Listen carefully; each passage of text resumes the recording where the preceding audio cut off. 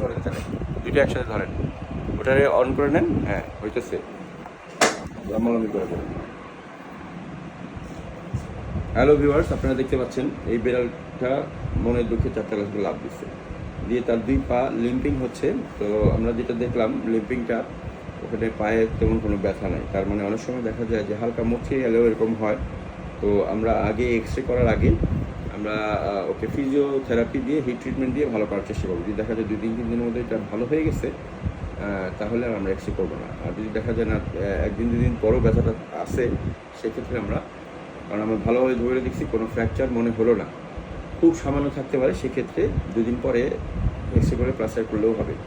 তো সেই কারণে আমরা এখন ফিজিওথেরাপি এবং হিট ট্রিটমেন্ট দিচ্ছি, সেটাই এখন আমরা বলে দিচ্ছি। যেমন তার বাম পা বলতে এই পা আর এই যেটা লিম্পিং হচ্ছে। তো প্রথমে যেটা করতে হবে, ওর যে ভাজে এই যে ওর পাটা কি এরকম ভাজে না, তো প্রথমে একবার এটাকে এভাবে সোজা করতে হবে, তারপরে আবার করতে হবে, একটু ধরে নিতে হবে, প্রথমে করতে দিবে না, এই যে হাতটাকে এবার সোজা করতে হবে, তারপরে আবার ছেড়ে দিতে হবে। তাহলে হলো কি, মানে তাতে একটা মানে স্ট্রেচ হলো, তারপরে আবার মানে জিনিসটা বেন্ড হলো, অটোমেটিক্যালি বেন্ড হয়ে গেল, ঠিক আছে।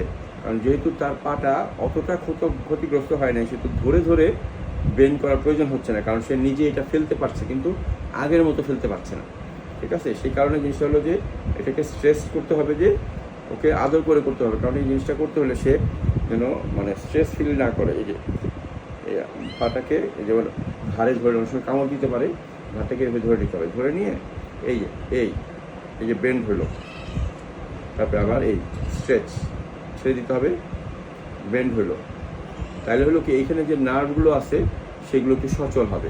আর একটু ম্যাসাজও করে দিতে হবে, একটু হাতের উপর দিয়ে এই যে এই জায়গাগুলোতে ম্যাসাজ করলে হবে কি, এখানে নার্ভ সাপ্লাইগুলো ঠিক থাকে, ব্লাড সাপ্লাইগুলো ঠিক হবে, তখন আস্তে আস্তে হিলিং হয়ে যাবে। যদি হালকা ফ্র্যাকচার থাকে, যেমন আমরা ধরছি, সে কিন্তু খুব একটা বেশি ব্যথা পাচ্ছে না, ঠিক আছে, আর এমনি পা ফেলতেও পারছে, কিন্তু পুরাটা না, একটু লিম্পিং করতেছে। সেটা যদি দেখা যায় কালকে পরশু ইমপ্রুভ হয়ে যাচ্ছে, তাহলে আমরা আর এক্স রে করবো না। আর পেছনের পাটা এরকম তারপরে ছেড়ে দিতে হবে, এই যে তারপরে হয়ে বেন্ড করতে হবে, আবার টান দিতে হবে, আবার বেন্ড করতে হবে, আবার টান দিতে হবে, আবার বেন্ড করতে হবে, কিন্তু ভাজে উল্টা না, মানে ওর পা যেভাবে ভাজ হয় সেভাবে, মানে উল্টা দিলে কিন্তু আবার সমস্যা হয়েছে, দেখছেন।